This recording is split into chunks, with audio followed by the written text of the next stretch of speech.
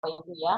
Oke, tanpa berlama-lama lagi, topik pada hari ini adalah Fofavatanol untuk stroke. Ya, kita sambut dengan tepukan secara virtual dokter kesayangan kita, Dokter Winda Olivia Panjaitan. Dipersilakan untuk Dokter Winda. Halo.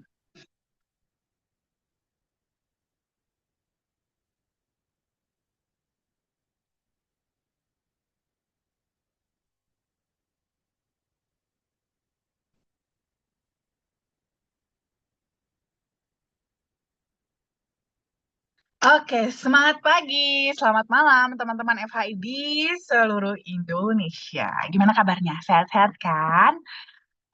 Kalau cuaca gimana nih di tempat teman-teman? Pada aman juga atau kalau lagi panas-panas banget, kalau terus tiba-tiba hujan ya. Kalau di tempat saya soalnya lagi kayak gitu tuh ya. Jadi penting banget nih buat kita menjaga kesehatan ya supaya tetap senantiasa fit dalam beraktivitas. Oke, topik yang mau saya bawakan hari ini itu adalah tentang stroke ya. Stroke itu saya yakin banget teman-teman pasti familiar banget dengan stroke ini karena mungkin setiap dari kita ada aja ya kenalan kita itu yang kena stroke gitu, baik keluarga maupun teman, biasanya itu ada aja. Jadi kita biasanya lumayan familiar dengan stroke ini.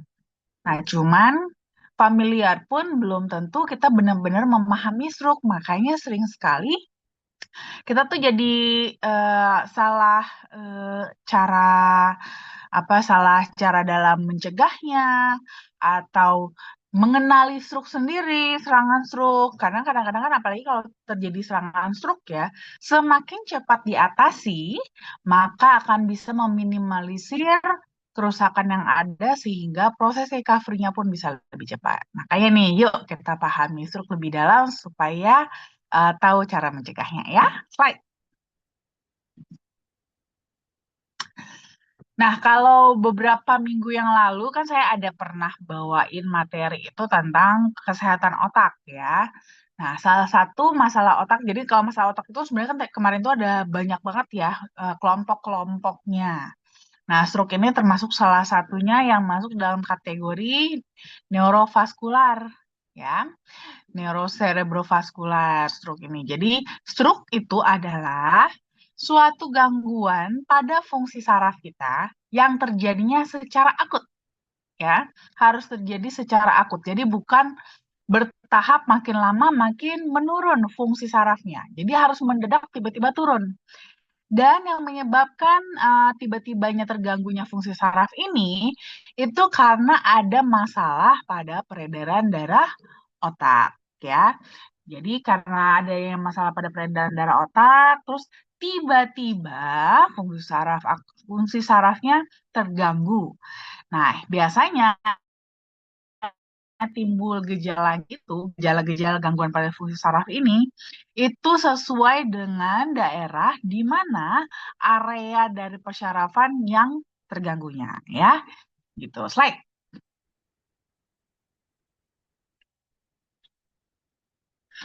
Nah, seperti tadi saya katakan, kalau soal stroke itu tuh saya rasa kita semua hampir familiar dengan stroke karena memang kasusnya banyak sekali.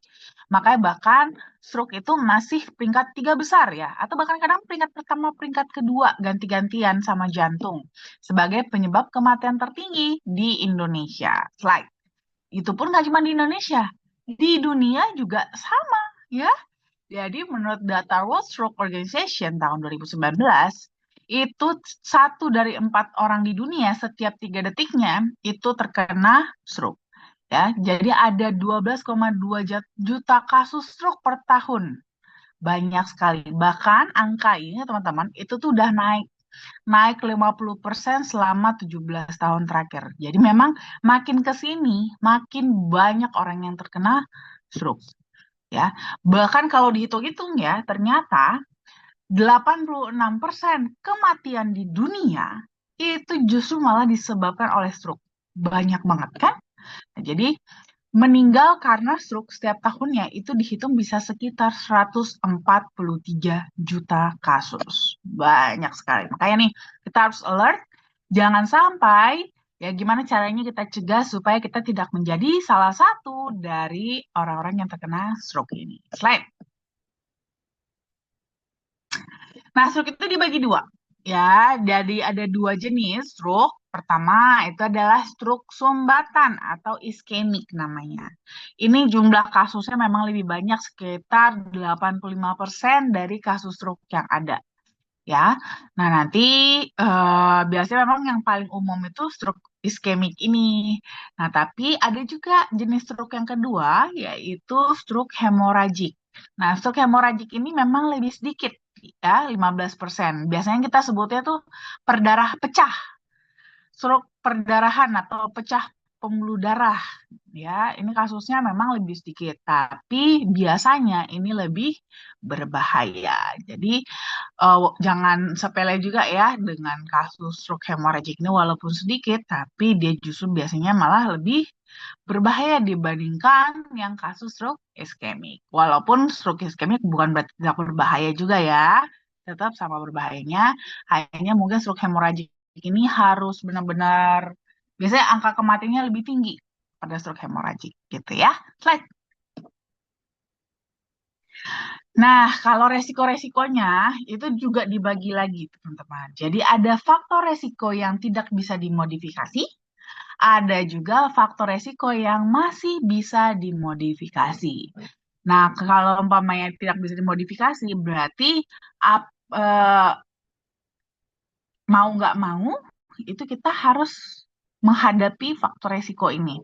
Ya, jadi bisa dibilang sebenarnya kita semua itu pasti punya faktor resiko stroke gitu ya, karena ada faktor yang tidak bisa dimodifikasi. Nah, tinggal nanti gimana caranya kita mengatur faktor yang bisa dimodifikasi supaya resiko kita bisa semakin kecil. Slide. Yang masuk kategori faktor yang tidak bisa dimodifikasi adalah usia. Nah, usia tentu kita nggak bisa modifikasi ya teman-teman ya. Bukan kayak kita ganti usia di KTP ya. Usia kita pasti akan bertambah ya. Kita nggak ada yang usianya tuh makin lama tuh berkurang. Nggak. Usia kita tuh pasti akan semakin bertambah. Dan semakin bertambahnya usia kita, semakin tua kita, maka resiko kita akan semakin tinggi untuk terkena stroke. Makanya itu kan nggak bisa dihindari ya. Lalu jenis kelamin, jenis kelamin juga sama. Kita mungkin, apalagi zaman sekarang ya, bisa aja ganti kelamin ya, dioperasi. Tapi kita tidak bisa merubah jenis kelamin kita secara genetik. DNA kita tetap akan jenis kelamin kita awalnya ya. Jadi itu tidak bisa dirubah juga. Pada dasarnya wanita itu lebih beresiko apa namanya terkena stroke dibandingkan pria. Lalu juga faktor suku. Suku kok bisa masuk faktor resiko ya? Nah, karena biasanya suku ini akan mempengaruhi gaya hidup. Nah, dari suku mungkin akan mempengaruhi gaya makan kita, aktivitas fisik kita, paparan kita. Nah, ini juga bisa menjadi resiko yang tidak bisa dimodifikasi. Lalu juga riwayat keluarga. Nah, riwayat keluarga juga sama ya. Ini juga tidak bisa kita ubah. Kita nggak bisa ganti orang tua. Kita tidak bisa mengganti leluhur kita, ya, karena itu akan sudah dari genetik kita pun akan diturunkan, ya.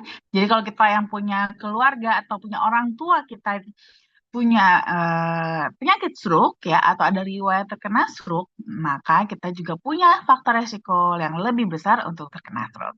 Slide. Nah, cuman itu dia, faktor-faktor tersebut tidak 100% akan membuat kita pasti terkena stroke. Ada faktor-faktor yang masih bisa dimodifikasi. Nah, kita masih bisa kontrol di sini nih. Ya, kita kontrol di faktor-faktor yang bisa dimodifikasi biar faktor resikonya itu tidak jadi 100% gitu ya untuk terkena stroke. Apa aja sih faktor resiko yang masih bisa dimodifikasi? Tekanan darah ya. Kalau kita punya hipertensi, itu kan kita akan lebih beresiko untuk terkena stroke. Makanya harus kita kontrol tekanan darahnya supaya stabil agar bisa mengurangi resiko untuk terkena stroke. Lalu juga diabetes, ya, diabetes juga sama. Itu juga bisa bikin kita resiko untuk terkena stroke. Makanya kita harus kontrol gula darah supaya bisa meminimalisir kerusakan pada pembuluh darah yang bisa memicu terbentuknya plak dan akhirnya jadi bisa kena stroke.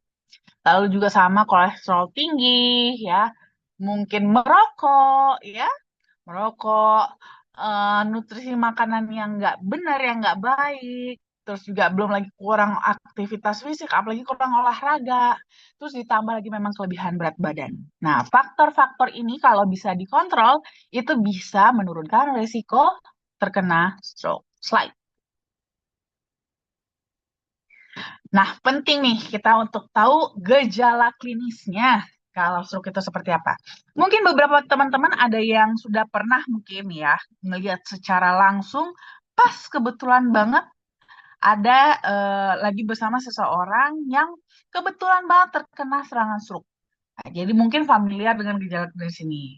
Nah, jadi tapi mungkin masih banyak juga teman-teman yang belum pernah lihat langsung kan, ya atau mungkin jangan-jangan untuk minimal untuk diri sendiri ya supaya kita tahu, wah, jangan-jangan saya kena stroke gitu ya, supaya tahu untuk melakukan tindakan apa. Nah, gejala klinis yang perlu diperhatikan dari serangan stroke itu adalah pertama itu langsung lemah mendadak atau mati rasa baik pada wajah maupun setengah dari sisi tubuh, salah satu sisi tubuh. Jadi tuh setengah tubuh itu seperti mendadak tuh langsung lemes ataupun mati rasa, ya. Karena lemes mendadak, mati rasa, itu biasanya namanya umpamanya kalau kebetulan kita lagi berdiri, itu bisa sampai terjatuh, ya. Atau contohnya mungkin kadang-kadang biasanya untuk kasus-kasus stroke yang iskemik, ini biasanya kan kejadian serangannya itu adalah pada saat beristirahat. Jadi mungkin pas lagi tidur gitu ya. Pas lagi tidur, terus bangun, terus loh kok sebelah kayaknya berat ya, nggak bisa bangun gitu. Jadi nggak bisa bangun. Nah itu waspadai jangan-jangan serangan stroke. Terus juga bisa juga mengalami kebingungan yang mendadak. Ya iyalah ya, pasti bingung ya, kok tiba-tiba ini ya, kok tiba-tiba eh, lemah sebelah. Ditambah lagi juga akan bisa jadi disorientasi, ya. Disorientasi di mana ini bisa jadi terjadi miskoordinasi pada tubuh. Contohnya mungkin pengennya duduk jadi berdiri. Pengennya belok kanan malah jadi belok kiri. Nah, itu bisa tuh terjadi seperti itu. Atau juga bisa terjadi gangguan bicara, ya, karena lidahnya juga lumpuh setengah, lumpuh sebelah. Ya, jadi tuh bicaranya tuh pelok gitu ya. Dan bisa juga mengalami gangguan pemahaman. Jadi linglung gitu ya, linglung. Terus bisa juga tiba-tiba mengalami kesulitan dalam melihat karena tuh tiba-tiba sebelah matanya juga lumpuh ya. Cara penglihatannya juga tiba-tiba terganggu sebelah. Ini akan bisa mengganggu penglihatan juga. Lalu juga bisa otomatis tadi ya kesulitan berjalan karena kan sebelah mati rasa atau lumpuh ya. Atau bisa juga mengalami pusing, terus juga kehilangan keseimbangan dan koordinasi tubuh. Nah, kalau yang khas dari stroke hemoragik, nah biasanya makanya kalau terjadinya stroke perdarahan itu biasanya sering terjadi pada saat sedang beraktivitas. Kalau sedang beraktivitas, terus tiba-tiba ngerasain sakit kepala yang parah, nggak tahu kenapa, itu biasanya menjadi ciri-ciri dari stroke hemoragik. Slide. Nah, makanya nih kalau teman-teman ketemu nanti gejala-gejala itu, apa yang dilakukan? Segera secepatnya ke rumah sakit. Karena semakin cepat teman-teman mendapatkan pertolongan, itu akan bisa apa namanya, meminimalisir sesedikit mungkin kerusakan yang terjadi di otak sehingga recovery-nya nanti bisa lebih optimal gitu ya. Nah, tapi yang lebih penting lagi adalah mencegah. Jangan sampai deh kalau bisa ya kita kena stroke karena mungkin teman-teman juga tadi ya yang sudah melihat, apalagi mungkin ada di keluarga atau di orang-orang terdekat atau teman-teman ya, ada teman yang kena stroke, kita tahu ya, gak enak sekali ya. Yang biasanya kita bebas beraktivitas, bebas bergerak, ini tiba-tiba kita jadi sulit untuk bergerak. Ya, belum lagi nanti masalah-masalah lainnya itu tidak hanya di kitanya saja, bahkan sampai keluarga juga jadi ikutan sedih juga, ikutan susah juga, kasihan. Ya, makanya penting banget kita untuk mencegah nih jangan sampai kita kena stroke. Gimana caranya? Nah, bisa kita mulai dengan jaga berat badan yang lebih ideal. Jadi kalau memang kelebihan berat badan, yuk mulai yuk olahraga ya. Olahraga, jaga makan ya supaya berat badannya itu bisa turun ya. Terus yang biasanya merokok juga kalau bisa mulai di stop deh merokoknya. Minimal kan ngurangin faktor resiko tadi ya. Dan yang paling susah tapi harus dilakukan adalah kontrol stres. Ini yang paling sulit ya. Kita susah banget untuk kontrol stres, tapi yuk dicoba gimana caranya supaya kita bisa tidak terlalu stres ya, mengontrol supaya jangan banyak pikiran ya, supaya lebih memaintain ekspektasi biar nggak gampang kecewa. Biasanya kan gitu soalnya ya, kita berharapnya terlalu berlebihan, nggak dapet, jadi kecewa, stres. Nah, seperti itu ya. Coba jadi lebih happy ya. Nggak usah terlalu banyak menuntut, tidak usah terlalu ekspektasi yang terlalu tinggi, supaya nggak terlalu stres banget juga. Ya, di bawah happy aja. Apalagi kalau kita-kita yang punya resikonya bahkan lebih tinggi. Ya, mungkin kalau seandainya kita faktor resikonya nggak tinggi-tinggi amat, ya, mungkin boleh lah ya sesekali agak-agak dikasih eh, semangat sedikit ya, stres sedikit nggak apa-apa untuk memberikan semangat, tapi tetap harus dalam batas yang bisa dikontrol. Ya, jangan sampai terlalu stres banget juga. Nah, kalau dari makanannya, jaganya bagaimana? Lebih banyakin lagi makan buah dan sayur ya teman-teman ya, karena buah dan sayur itu tinggi akan antioksidan. Nanti antioksidan inilah yang akan membantu teman-teman dalam menjaga kesehatan pembuluh darah. Nah, selain itu, yang perlu dibatasi konsumsi garam ya. Konsumsi garam boleh pakai garam, bukan nggak boleh makan pakai garam ya, boleh, tapi jangan berlebihan. Jangan terlalu asin-asin banget ya. Dibatasin deh. Bapaknya kalau yang demen banget makan ikan asin ya, agak dikurangi, jangan banyak-banyak ya.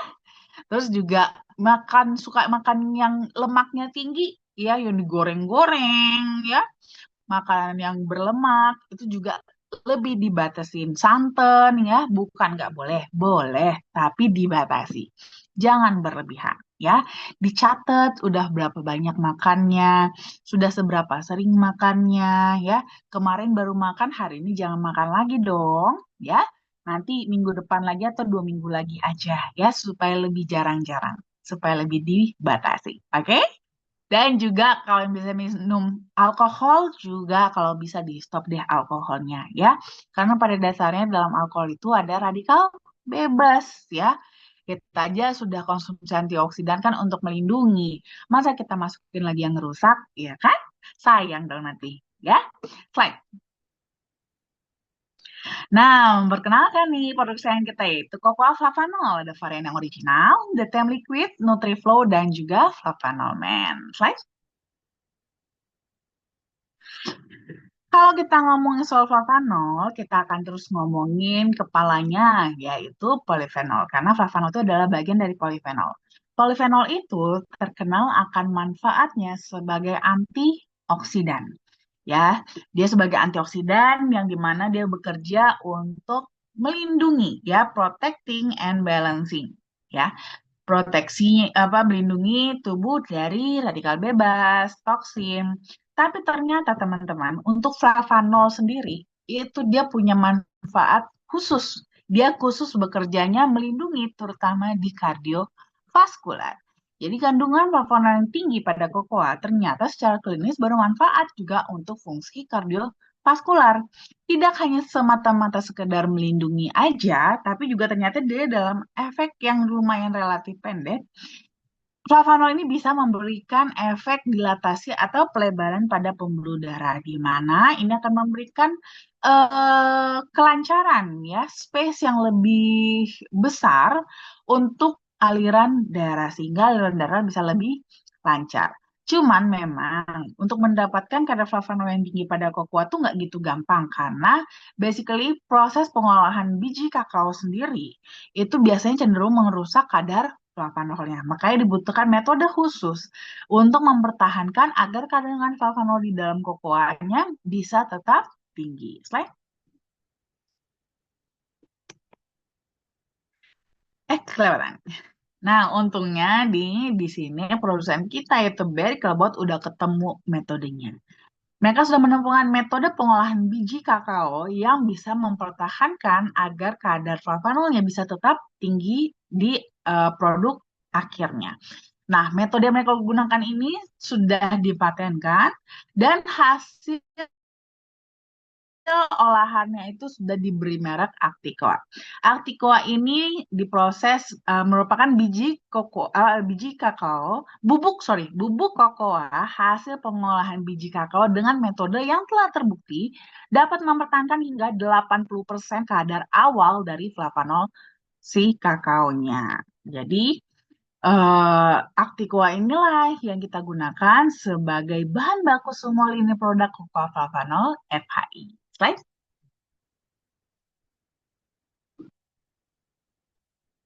Nah, tidak hanya Flavanol saja, ada juga Centella asiatica. Centella asiatica ini kan memang sebenarnya terkenal untuk kulit ya, untuk kesehatan kulit. Tapi ternyata dia juga punya manfaat untuk stroke loh. Jadi, Centella asiatica ini malah bisa membantu untuk proses recovery pada pasien stroke. Jadi dia bisa membantu dalam meningkatkan daya ingat dan juga fungsi kognitif secara keseluruhan, di mana ini akan membantu sekali bagi pasien setelah terkena serangan stroke. Slide. Lalu ada black garlic. Black garlic kan sebenarnya lumayan populer juga untuk kardiovaskular ya, karena memang manfaatnya dia tinggalkan antioksidan, jadi dia bagus sekali untuk kardiovaskular. Bahkan tidak hanya kardiovaskular aja, dia karena memang basically antioksidan, itu sering dimanfaatkan di bidang kesehatan lain juga dalam mengatasi kanker, tumor, miom, kolesterol, darah tinggi, bahkan untuk mendetoks juga bisa. Untuk kontrol gula darah, Parkinson juga bisa. Dan untuk black garlic ini sendiri ya khusus untuk kasus stroke itu ternyata bisa juga digunakan ya karena dia bisa mengurangi kerusakan ataupun kematian sel otak melalui sifat antioksidan dan antiinflamasinya dalam waktu yang cukup singkat. Di mana senyawa pada black garlic ini bisa meningkatkan fungsi kognitif dan motorik setelah terjadi serangan stroke. Makanya nih, semakin cepat diterapi untuk kasus stroke ini teman-teman, maka proses recovery-nya bisa lebih cepat. Slide. Selain itu juga tentunya didukung juga dengan bahan-bahan lain juga yang bisa mendukung kesehatan secara keseluruhan seperti vitamin B7.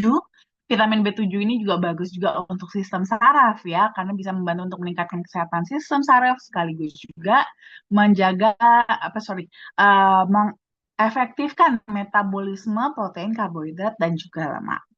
Lalu ada vitamin C ya, selain untuk daya tahan tubuh, pada dasarnya vitamin C ini adalah untuk menjaga struktur kolagen, di mana struktur kolagen inilah yang diperlukan untuk nanti membangun dinding sel, termasuk sel saraf. Ya, dengan dinding sel yang kuat, maka uh, isinya ya inti sel di dalamnya itu bisa terlindungi dengan baik, termasuk pada kasus sel saraf di kasus stroke ini. Lalu juga ada kandungan cysteine juga yang merupakan tambahan antioksidan kuat untuk semakin melindungi tubuh dari kerusakan akibat radikal bebas dan juga toksin. Slide. Nah, tentunya sudah ada banyak banget studi klinis, bahkan teman-teman searching sendiri juga bisa, ya. Ini ada salah satunya studi klinis yang meneliti akan fungsi endotelium, nitric oxide, dan juga cocoa flavanol. Ternyata dari hasil studi klinis, itu konsumsi flavanol dalam 4 minggu, itu sudah bisa meningkatkan fungsi endotelium kita dalam memproduksi nitric oxide dengan lebih baik. Dengan jumlah nitric oxide yang cukup, ini akan menjaga elastisitas pembuluh darah dan akan berpengaruh sekali pada aliran darah yang lebih baik. Slide. Selain itu juga ada studi klinis juga ya yang bisa membantu kita juga nih untuk program pencegahan stroke juga. Jadi Ternyata dari hasil studi klinis, kokofavanol itu juga bisa menurunkan berat badan dengan cara meregulasi ekspresi gen dalam metabolisme lemak. Jadi, tubuh kita itu cenderung untuk membakar lemak menjadi energi. Bahkan studi klinis ini sudah dipatenkan loh, karena memang benar-benar kokofavanol itu terbukti banget untuk pembakaran lemak. Slide. Selain itu juga kita sudah punya klaim kesehatan yang sudah disetujui menurut EFSA maupun FDA. Ya, EFSA mengatakan bahwa kokofavanol itu bisa menjaga elastisitas pembuluh darah sehingga bisa memberikan kontribusi untuk aliran darah yang lebih normal. Kalau FDA juga sudah mengatakan bahwa kokofavanol itu bisa mengurangi resiko penyakit kardiovaskular. Dan tentunya untuk mendapatkan manfaat kesehatan ini, menurut EFSA dan FDA, kita harus konsumsi kokofavanolnya sebanyak 200 mg flavanol setiap hari. Slide.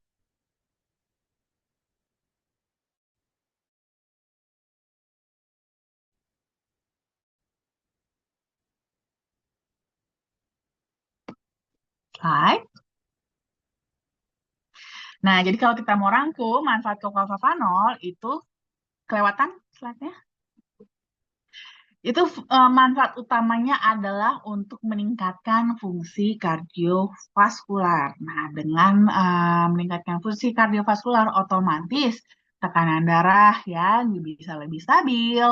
Terus juga kadar gula darah, terutama insulinnya, itu juga bisa lebih sensitif.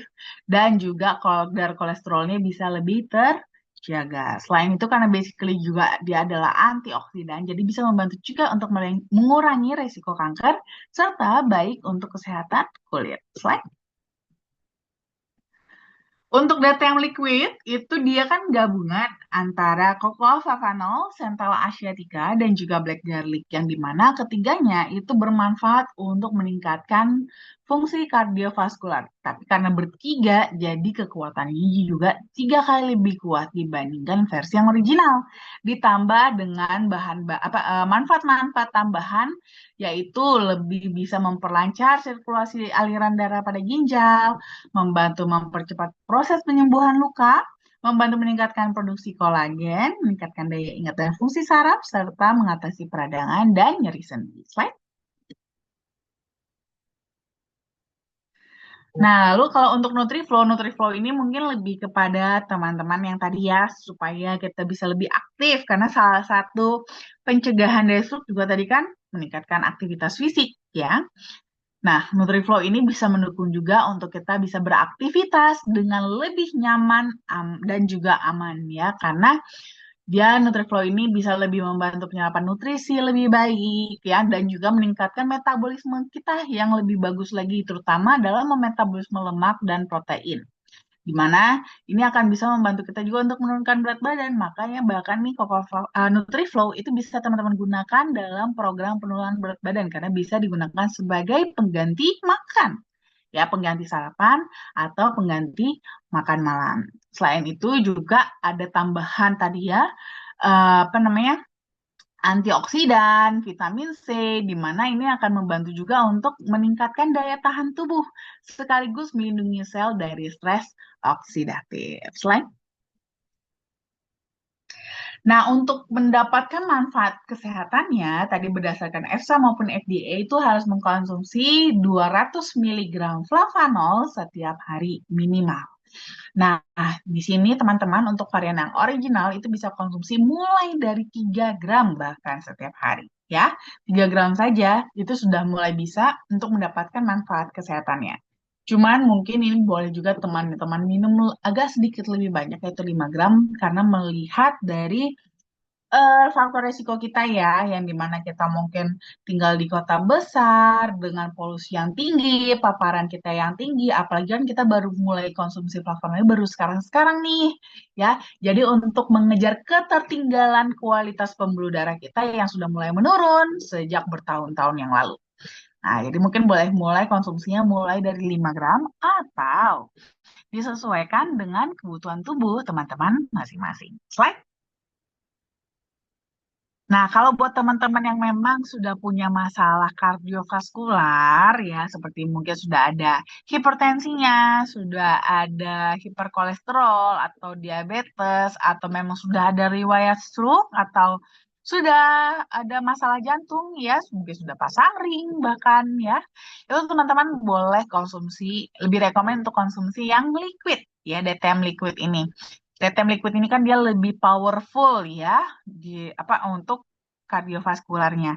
Nah, ini teman-teman bisa konsumsinya 1 sampai 2 saset maksimal per hari. Kalau kira-kira sudah minum 2 saset masih kurang, juga masih kira-kira tubuhnya masih butuh lebih lagi, boleh teman-teman kombinasikan dengan original ataupun Nutriflow. Slide.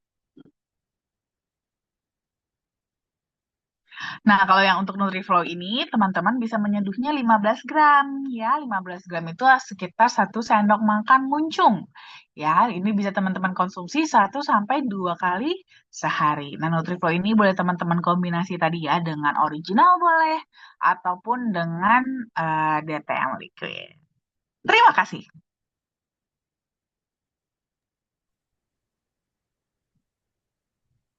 Wow, singkat, padat, jelas. Luar biasa, Dokter Winda. Terima kasih, Dokter Winda, untuk membawakan materi pada malam hari ini ya.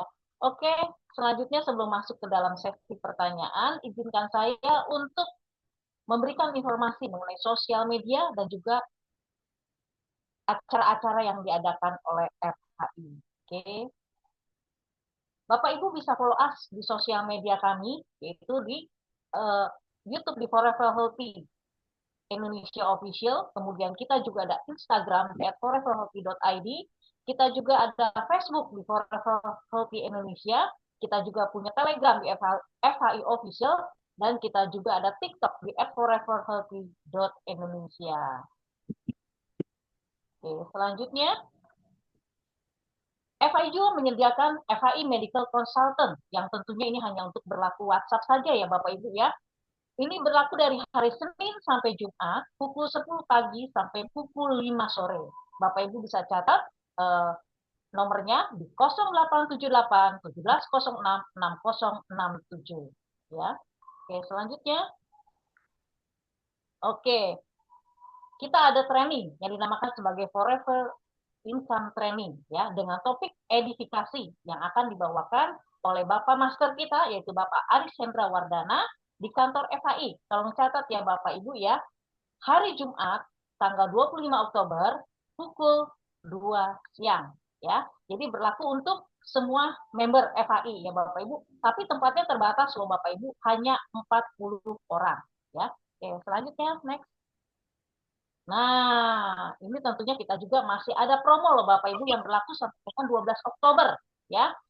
Dengan pembelian 5 box free 1 box DTM liquid ya dengan 250 cc dengan harga 6.435.000 rupiah ya, masih ada kesempatan loh Bapak Ibu sampai dengan tanggal 12 Oktober. Oke, selanjutnya kita masuk ke sesi pertanyaan ya Dokter Winda ya. Di sini saya lihat di chat box ada dari Pak Jordan, Dokter Winda. Dokter Winda yang terhormat, ada saudaraku yang sudah puluhan tahun stroke, tidak bisa berdiri, tidak bisa jalan, hanya di kursi roda. Usianya 81 tahun. Produk apa yang kita tawarkan kepadanya? Apakah keempat produk FHI kita tawarkan? Perlu diketahui. Seperti itu, Dokter Winda. Oke, kalau seperti ini sih nggak harus empat-empat ya nggak perlu semuanya kok, fokus aja. Karena kan kebetulan usianya 81 tahun, sudah stroke ya, ibaratnya posisinya di sini udah lumpuh ya. Nah, kalau seperti ini sih biasanya yang saya tawarkan utamanya adalah yang liquid. Nah, liquid, tapi kan liquid itu kan cuma bisa 2 kali aja maksimal sehari. Nah, kalau kasus seperti ini sih biasanya saya anjurkan 3 kali. Nah, untuk yang ketiganya itu boleh diberikan Nutriflow ataupun original boleh ya. Kira-kira yang mana yang cocok aja sama dia untuk pelengkapnya. Nah, cuman mungkin sih saran saya, oke ya. tidak bisa berdiri, hanya kursi roda. Nah, Malas. kebetulan ini ya sudah apa minumnya lewat selang ya. Makan Ya. minum kan lewat selang. Jadi mungkin Nutriflow aja kalau kayak gitu. Ya, atau Nutriflow dikombinasi sama original juga boleh. Tapi mungkin saya Nutriflow dulu aja nggak apa-apa kok. Ya, jadi nanti yang pertama DT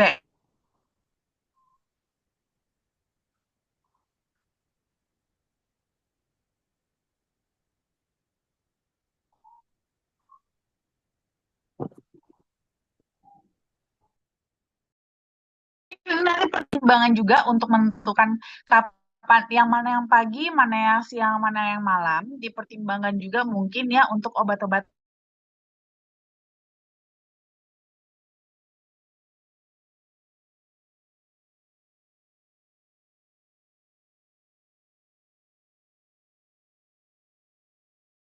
darah. Nah, jadi nanti yang barengan sama obat pengencer darah Nutriflow aja. Ya, contohnya minum obat pengencer darahnya malam nih, berarti Nutriflow aja yang malam. DTM-nya jadi pagi sama siang, gitu, seperti itu. Paling diatur itunya aja, gitu ya. Tapi kalau saran saya sih mungkin nggak harus semuanya kok, apalagi Valvanormen kan belum perlu kalau untuk kasus seperti ini ya. Fokus dulu aja di struknya aja. Pertama kasihnya liquid, liquidnya dikasih 2 saset, sama tambahan satu lagi, satunya mau original atau Nutriflow juga boleh, ya. Seperti itu. Nanti ini. Oke, jelas ya Pak Jordan ya.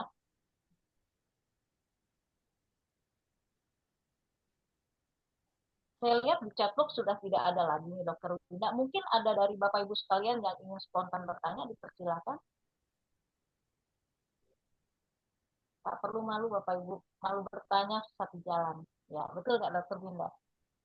Ya dong. Nah, sepertinya Bu Yayu mungkin mau tanya. Nah, Silakan Bu Yayu. Oh iya, kita nanyakan selamat ini. malam dok. Selamat Oh iya, malam. Ibu Yayu, Ibu Yayu dulu, nggak apa-apa. Oh iya, terima kasih. Dokter, saya bukan nanya skrip nih. Anak Ibu Leni itu kan tadi kena tipes nih. Usianya baru 16, ya, 14 tahun. Oke. Berapa ya? Linda? Gimana, Bu? Anaknya Bu Leni, kalau Bu Leni kan sering sudah minum Flavanol. Kemarin tadi anaknya itu masuk rumah sakit tipes gitu. Dia tanya dikasih Oh, apanya kata gitu. umurnya 14 tahun ya? Ya, Oh, kalau seperti itu sih dikasih ini aja, dikasih original aja dulu. oh, jadi bukan dikasih Ah, ya. ya? Dia punya DTM kemarin. Karena masih 14 tahun ya. 14 tahun sih belum perlu DTM sih kalau menurut saya. Oh, jadi ori aja ya. Ya udah Ori nanti. aja, ya ori atau Nutriflow pun boleh kok. Oh gitu. Ya, antara Nutriflow atau original itu boleh. Karena masih 14 tahun kan, belum perlu DTM. DTM itu kan kalau udah punya masalah kardiovaskular. Jadi kalau buat buliminya sih cocok DTM ya masih bisa. Tapi kalau buat anaknya sih kurang pas sih kalau menurut saya terlalu berlebihan ya kalau umpamanya dikasih DTM gitu. Bukan nggak boleh sih, cuman terlalu berlebihan aja kalau menurut saya. Saya akan lebih prefer untuk diberikannya original atau eh Nutriflow untuk Oh iya. anaknya Bu ini yang lagi tipes ya. Nanti minumnya 2 kali sehari, boleh pagi sama malam. Paginya sebelum makan nggak apa-apa. Setelah makan aja, Oh, setelah makan. ya biar dia lebih nyaman, biar lebih nyaman perutnya. Setelah makan aja nggak apa-apa. Iya. Terima kasih dokter. Siap. Ya, Oke, terima kasih Bu Mary. Terima kasih dokter Winda. oke, sama-sama Bu Yayu. Ada lagi Bapak Ibu, silakan. Saya Bu Medan Oke, dengan Ibu Rosdiana. oke, silakan Ibu. Ya, malam baik dok. Malam, Bu. Ya, ada mahasiswa saya kecelakaan. Hmm, Tangan kanannya itu patah, tapi tidak luka. oke. patah jagung di dalam, tidak luka. Mm-mm. Ya, Dan tidak operasi, cuman kayak di kampung-kampung gitu diikat pakai bambu di dukun patah. aduh, oke. Nah, apa yang mau kita kasih supaya cepet dia bisa pulih gitulah dok. Hmm, Kejadiannya udah 2 minggu. udah 2 minggu ya. Iya, Bro. Kalau saya sih gini, kalau saya saranin, pertama sih, karena pertama dia masih muda, dalam artian kalau apalagi kalau nanti didukung dengan flavanol ya, itu proses recovery-nya dia tuh bisa cepat gitu. Justru malah bisa cepat proses recovery-nya. Cuman yang akan nanti jadi masalah adalah kalau seandainya itu kan dia patah di dalam. Dalam. Nah, ya kan, patah di dalam. Kalau di dalam itu nggak bener-bener lurus, nggak bener-bener rapih, nanti pas nyambungnya juga mencong, istilahnya begitu. Nah, nyambungnya Mm-mm. nanti jadi nggak sempurna. Apalagi nih dia pertama masih muda, nanti ditambahin lagi dengan flavanolnya, ini tuh bisa cepet banget. Tapi kalau posisinya nggak pas, nanti dia akan tersambung dengan posisi yang jelek gitu. Jadi sayang banget. Jadi mungkin kalau boleh saya sarankan, pertama itu kan tadi kan udah di apa namanya, udah Gips dibebat ya. iya pakai bambu-bambu atau kayu lah. Iya, kan sudah dibebat nih. Cuman coba kalau bisa sih anjurkan untuk tetap di ronsen, dipastikan lagi. Jadi buat ronsen aja untuk memastikan itu sudah posisinya udah pas gitu. Iya. Karena kalau seandainya ternyata nanti di ronsen posisinya belum pas, biar dibenerin dulu posisinya. Nanti baru dibebat ulang. Itu sampai Itu benar-benar kira-kira posisinya. masih bisa dioperasi lagi oleh dokter nggak itu ya, dok? Kalau Di dua rumah minggu sakit. masih bisa, 2 minggu masih bisa. Itu pun operasi tetap belum tentu kok. Kalaupun dia nanti di ronsen, belum tentu juga harus dioperasi. Karena kan nanti tergantung pecahannya seperti apa. Yang pecahan perlu dioperasi atau enggak. Ada kok yang nggak perlu dioperasi ya, cuma sekedar dibebat. Yang penting dia sudah lurus posisinya, bebat aja Hmm. udah cukup. Nggak perlu operasi. Bisa. Oh Kecuali ya. nih, kecuali dia melencengnya terlalu jauh atau ada patahannya, patahan lukanya itu justru yang melukai jaringan Dagingnya. sekitarnya, melukai dagingnya atau melukai saraf atau pembuluh darahnya itu kan bisa bahaya. Nah, itu mungkin yang harus dioperasi karena itu kan harus diambil ya seperti itu. Nah, tapi kalau misalnya dia patahannya bagus gitu ya, apa cukup rapi dan dia cuma geser sedikit aja, ini kan cuma perlu dilurusin, nanti dia akan Hmm. nyambung sendiri. Nanti dia akan nyambung sendiri tulangnya. Nah, apalagi dia masih Mm-mm. muda, nyambungnya itu bisa cepat, numbuh tulangnya itu bisa cepat gitu. Ditambah lagi kalau didukung dengan flavanol itu bisa lebih cepat lagi. Nah, tapi kan sayang kalau seandainya ternyata posisinya belum benar-benar lurus Iya, gitu. Kalau belum benar-benar lurus, nanti nyambungnya tuh jadi miring gini. Kan iya, sayang betul gitu sayang. ya. Jadi ini Mm-mm. mumpung masih 2 minggu, coba saranin ke dia untuk di ronsen. Pastikan aja, minimal ronsen aja deh. Gak usah ini, Mm-mm. gak usah apa namanya. Nanti kalau umpamanya dibilang dokternya begini, begini, begini, nah itu nanti aja. Yang penting ronsen dulu. Dia tahu betul ini posisinya seperti apa. Bener nggak yang dikerjain sama dukun patahnya? Gitu. Iya, Kalau ternyata masih miring, ya udah bawa aja ronsennya ke dukun patahnya. Ini hasilnya nih baru habis ronsen ternyata masih miring, benerin lagi. Berarti gitu kalau dia mau dikerjain ini di dukun patah aja ya, nggak mau di dokter, nggak apa-apa. Nah baru nanti kalau udah lurus, baru kita anjurkan tuh konsumsi flavanol, biar dia bener-bener cepet dia numbuhnya. Jadi biar bener-bener kalau semakin cepat dia bertumbuh bagus, ini semakin cepat menyatu, otomatis kan dia bisa lebih cepat untuk beraktivitas dengan normal kan? iya Gitu. dok. Berarti 2 ori dengan Nutriflo ya dok? Boleh? Ori sama Nutriflo bisa. Cocok kok itu. Bisa. Oke, baik. Terima kasih dok. Siap. Oke. Oke, selanjutnya kita balik lagi ke chatbox nih dok. Ada pertanyaan dari Bu Hester. Malam dok, kalau anak 14 tahun tapi tinggi 180 cm dan berat badan 80 kg, boleh minum DTM liquid? eh saya sih tetap nggak prefer sih ya kalau DTM liquid. Jadi kalau konsumsi DTM liquid itu sebenarnya bukan karena berat badan, Tapi memang karena lebih kepada usia sih. 14 tahun sih sebenarnya boleh-boleh saja kalau mau minum, tapi saya tidak terlalu menganjurkan karena sebenarnya usia 14 tahun itu basically pembuluh darahnya masih cukup baik gitu ya. Jadi sebenarnya tetap belum terlalu perlu ya.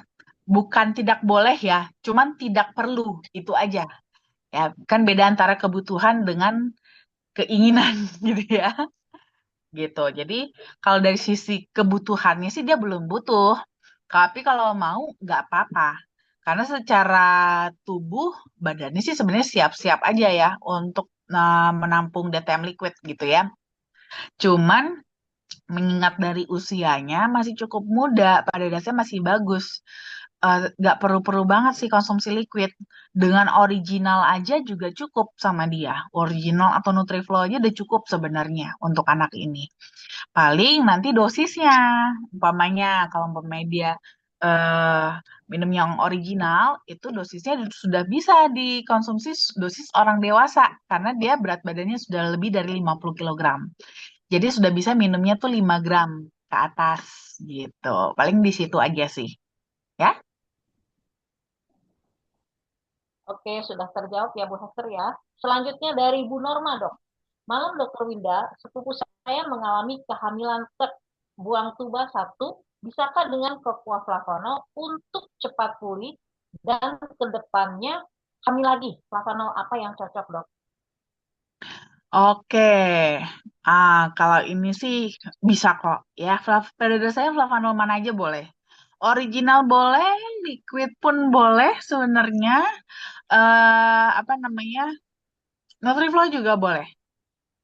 Ya, cuman mungkin kalau seperti ini sih yang original sama Nutriflo aja dulu fokus gitu kan. Apalagi kan pengen cepet hamil nih supaya ibaratnya antisipasi juga ya. Karena kan sebenarnya kalau seperti ini dia tidak terlalu sulit hamil kok sebenarnya ya karena pada dasarnya walaupun dia kehamilannya KET tapi dia tetap terjadi kehamilan cuman ya karena berhubung tubanya dibuang satu akibat mungkin KET-nya ya jadi merusak tubanya ini memang untuk terjadi kehamilan tuh jadi lebih sulit karena harus nungguin dari eh, apa sel telur yang keluar dari yang masih ada tubanya gitu ya. Sel telur dari arah yang masih ada tuba. Jadi otomatis kemungkinan untuk terjadinya kehamilan juga menurun 50% jadinya seperti itu. Nah, cuman bukan berarti tidak bisa terjadi kehamilan, tetap bisa kok ya. Tinggal tetap usaha, nanti didukung dengan Cocoa supaya sel telur dari yang masih ada tubanya ini juga bisa bagus ya, bisa matangnya bagus, bisa dalam kondisi yang sempurna untuk dibuahi nanti. Nah, tapi kalau untuk kasus seperti ini tetap ya baik suaminya atau istrinya sama-sama sih kalau menurut saya tetap sama-sama konsumsi ya chlorofenolnya karena itu dia tetap untuk terjadinya kehamilan kan tadi kedua belah pihak harus sama-sama bagus. Ya, harus sama-sama siap. Sel telurnya siap, sel spermanya juga harus siap. Ya, kedua-duanya sama-sama konsumsi. Nah, ini nanti boleh konsumsinya kalau untuk yang si istri original atau Nutriflo boleh kok dikonsumsinya 2 kali sehari. Mungkin kalau mau karena ini lagi proses recovery, boleh dikombinasi. Ya, jadi umpamanya pagi minum Nutriflo plus original ditambahin 5 gram, terus nanti malamnya boleh minum lagi tuh Nutriflo plus original 5 gram lagi. Gitu ya. Jadi 20-20, 15 tambah 5 sama 15 tambah 5. 15 Nutriflo tambah 5 original. Terus yang buat malamnya itu juga sama. 15 Nutriflo ditambah 5 original. Gitu ya. Untuk suaminya itu boleh minum yang original. Ya, atau Nutrifol ataupun liquid juga boleh. Pada dasarnya kalau yang suaminya cenderung bebas sih ya, mau konsumsi yang mana aja cocok. Itu minumnya 2 kali sehari. Ya, 2 kali sehari. Nanti setiap tanggal genap itu bisa ditambahkan dengan flavanol men gitu ya. Oke, sudah terjawab ya Bu Norma ya. Oke, kita masih punya waktu sekitar 9 menit lagi nih, Dok. Kira-kira mungkin ada yang Bapak Ibu mau bertanya secara spontan. Dipersilahkan. Mer, boleh masuk, Mary. Pak Lintong ya? Oke, Pak Lintong. Silakan Pak Lintong. Suaranya Oke, sudah makasih kenal, Bu Pak. Mary. Selamat malam Bu Dokter. Malam. Jadi setelah saya menyimak dan menimbang dari presentasi ini, aku hanya mencoba membuat sebuah rangkuman. Mohon pendapat Bu Dokter ya. Iya. Mengingat pertama tadi bahwa stroke ini adalah penyakit yang datang dengan tiba-tiba. Kedua, mengingat juga pembuluh darah kita begitu panjangnya, 2,5 kali keliling bumi katanya itu 100.000 kilometer ya. Kemudian mengingat stroke ini adalah penyebab penyakit mematikan nomor 1 atau nomor 2 kan di dunia. Nah kemudian kita tahu kan karena pembuluh darah. Pertanyaannya kan bagaimana sih kita mengetahui ada jaminan di dalam tubuh kita ini bahwa stroke ini tidak terjadi gitu. Kalau misalnya kan kolesterol bisa kita cek. Kalau misalnya gula bisa dicek. Tapi kan pembuluh darah tidak. Nah jadi saya berpendapat hanya melalui harus mengkonsumsi flavanol ini secara reguler, secara kontinu lah yang membuat kita menjamin supaya kita jangan stroke. Ya kan? Karena artinya maksud saya bahwa minum flavanol ini menjadi lifestyle kita selama kita hidup supaya ada jaminan bahwa pembuluh darah kita itu lancar. Karena itu kan bisa tiba-tiba deh. Nah, jadi maksud saya hanya ingin mencoba merangkum menurut pemahaman saya bahwa pembuluh darah yang panjang ini kita tidak bisa cek seluruhnya. Maka apa yang harus kita lakukan? Kita tahu bahwa flavanol ini memperlancar pembuluh darah. Nah, kemudian pembuluh darah yang menyempit atau yang pecahlah pembuat stroke. Sehingga kita harus benar-benar menjaga pembuluh darah kita ini selama kita hidup supaya kita aman dari melalui meminum flavanol secara rutin. Bisa nggak kita katakan seperti itu, Bu? Kalau saya sih mungkin kalau mengatakan menjamin ya, itu kan kayaknya oke. ya. Bukan menjamin lah barangkali atau lebih meyakinkan diri kita bahwa kita resiko untuk stroke itu kecil. Nah, begitu barangkali ya. Ya, betul. Jadi dengan konsumsi flavanol itu bisa menjadi usaha terbaik yang bisa Ya, kita lakukan untuk pencegahan terjadinya stroke. Karena itu dia ya, flavanol dia utamanya memang bekerjanya adalah untuk merangsang produksi nitric oxide. Dan mungkin nanti saya akan ini kali ya, saya lagi kepikiran juga sih pengen membuat materi khusus memang tentang nitric oxide gitu ya. Jadi supaya kita tuh benar-benar ngerti emang nitric oxide ini seberapa pentingnya sih gitu ya. Nanti tapi saya lagi mau coba merancang ininya dulu ya materi. Saya kebetulan tadi saya baca di internet, Bu. Saya nggak tahu dikit lah sekarang. Nitric oxide itu luar biasa pentingnya di dalam tubuh kita, paling penting. Jadi tapi bagus sekali, Bu, supaya kita semua makin paham sehingga kita bersemangat untuk mensosialisasikan ini kepada siapapun supaya banyak orang terhindar dari stroke dan jantung. Saya melihat ini produk yang luar biasa dari coklat ini, Bu Dokter. Iya, nah, jadi memang akan nanti di situ kuncinya kan, flavanol itu dia untuk merangsang produksi nitric oxide. Setelah itu nitric oxide lah yang akan berperan untuk melindungi kita punya pembuluh darah. Benar. Pembuluh darah. Jadi memang kita di sini tujuannya adalah supaya mensupport jagoan utamanya sebenarnya. Pemeran utamanya untuk menjaga sirkulasi darah kita gitu. Oke, terima kasih. Jadi tambah pintar kita. Atau dok, mungkinkah seseorang tiba-tiba stroke tanpa mengalami darah tinggi? Bisa. Bisa. Jadi tidak selalu, bukan berarti orang yang tidak darah tinggi itu sudah pasti nggak bakalan kena stroke. Oh tidak. Ada juga orang-orang yang tidak darah tinggi tapi kena stroke juga.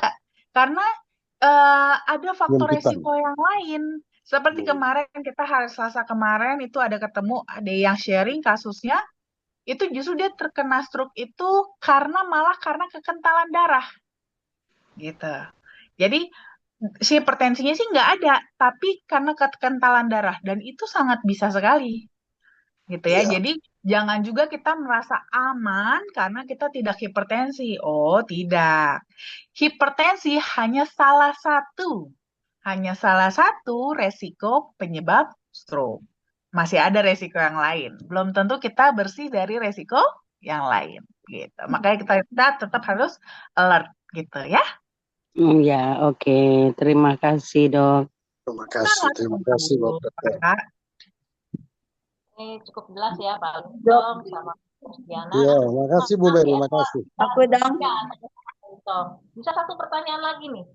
Silakan Bu Anas mungkin mau bertanya. Silakan Bu Anas. Iya, saya mau tanya, kasusnya ini saya juga bingung gitu.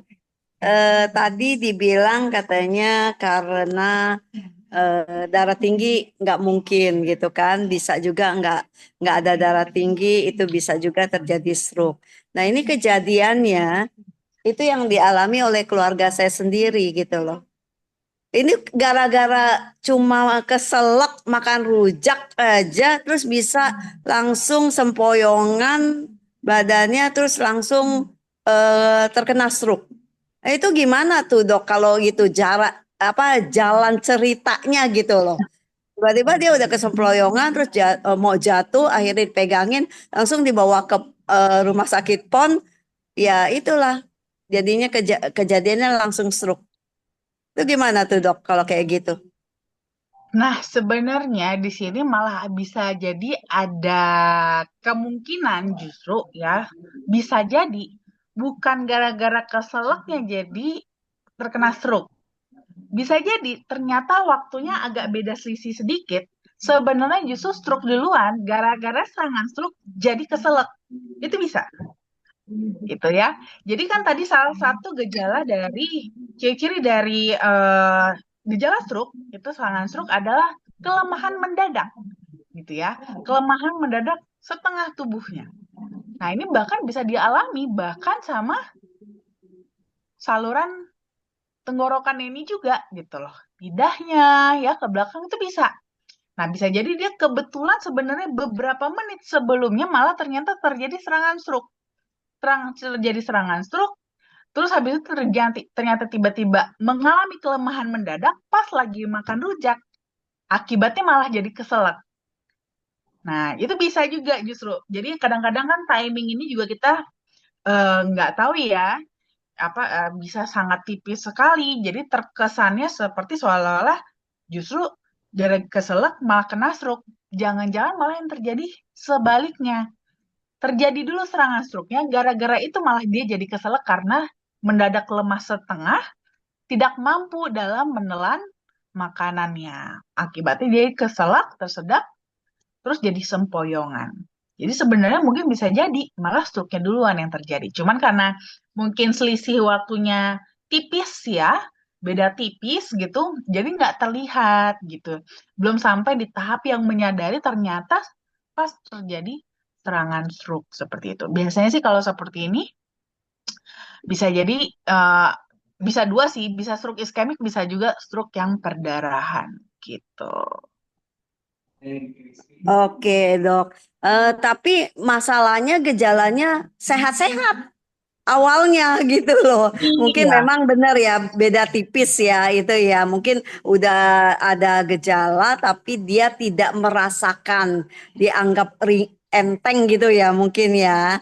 Dianggap enteng sehingga Dan ini juga eh, Dan ini juga Bu, bisa jadi memang sebelumnya itu benar-benar beberapa saat sebelumnya aja dia kejadiannya, terjadi serangan stroke-nya. Hanya beberapa menit, 1-2 menit sebelum keselaknya itu bisa jadi sebenarnya dia titik kena serangan stroke-nya. Jadi beberapa waktu sebelumnya ini bukan maksud saya 1-2 jam sebelumnya ya, enggak, menit.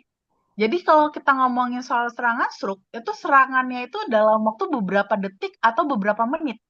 Jadi nggak sampai hitungan jam. Jadi cepet sekali. Makanya kadang-kadang tuh selisih waktu itu tuh sometimes nggak gitu terlihat gitu, nggak sampai kita ngeh gitu. Jadi bisa aja. Justru sebenarnya gara-gara stroke makanya dia jadi keselak karena kebetulan serangan stroke-nya itu terjadi pas lagi makan rujak gitu. oke. Iya, terima kasih dok. penjelasannya. Iya. Ya, Bu Anas ya. Seru juga ya dok ya. Ternyata untuk menjaga pola hidup atau lifestyle itu sangat susah-susah gampang ya dok ya. Jadi benar-benar Susah-susah gampang, tapi sebenarnya ya, asalkan kita pelan-pelan mau mencoba, lebih gampang kok, lebih banyakkan gampangnya dibandingkan susahnya. iya. Oke, karena waktu sudah menunjukkan pukul 9, mungkin dokter bisa memberikan tips-tips untuk Bapak Ibu yang hadir pada malam hari ini. Silakan dok. Oke, mungkin yang agak berhubungan juga ya dengan topik kita hari ini tentang stroke, ya, terutama tentang pencegahan stroke. Ingat ya, dari segala macam cara-cara kita untuk mencegah stroke tadi, seperti jaga makan, olahraga, dan segala macam. Dari semuanya yang paling penting adalah kelola stres, alias be happy. Ya, happy aja. Ya, jangan juga saking takutnya kita supaya jangan kena stroke malah kita jadi stres sendiri. Kita lupa kalau mengelola stres itu bahkan menjadi salah satu cara juga untuk mencegah stroke. Jadi, lakukan pencegahannya juga tapi dengan hati yang happy, pikiran yang happy supaya usahanya tidak sia-sia. So, terus konsumsi flavanolnya ya supaya bisa membuat kita lebih mudah untuk menjaga kesehatan dan juga bikin kita jadi lebih happy supaya usaha kita tidak sia-sia. Stay healthy, stay happy. Terima kasih Dokter Wida. Terima Terima kasih. kasih, Terima kasih Eri, Pak Dr. Eva Indah. dimanapun Terima Bapak kasih Ibu semua. ada. Di sini Semuanya dulu terima acara kasih. Selamat malam di Medan juga, Bu Kasih Rosdian. dok. Terima kasih. Bu semangat Terima Dokter. kasih Dokter Winda. Mari, makasih Mari. Sama-sama. Ya, terima kasih. Oke, selamat malam. Oke, Jangan selamat lupa malam. Terima minum. kasih Bu Marisi dari Jangan Medan. lupa minum Bu flavanolnya. Rosdiana dari Medan. Makasih. Bu Dea, semua Bu Sondang. Oke, ada.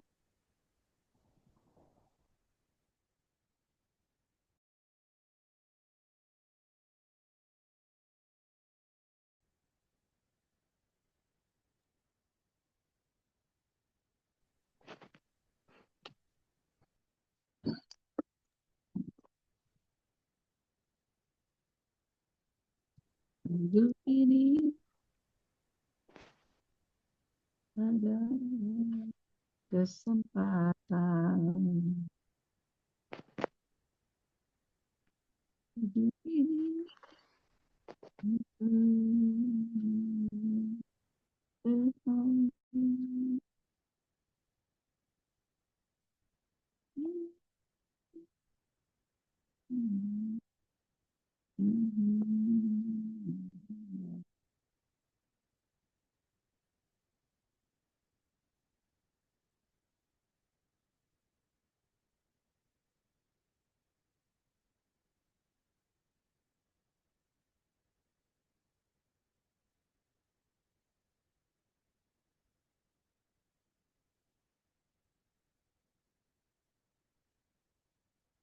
Tutup kau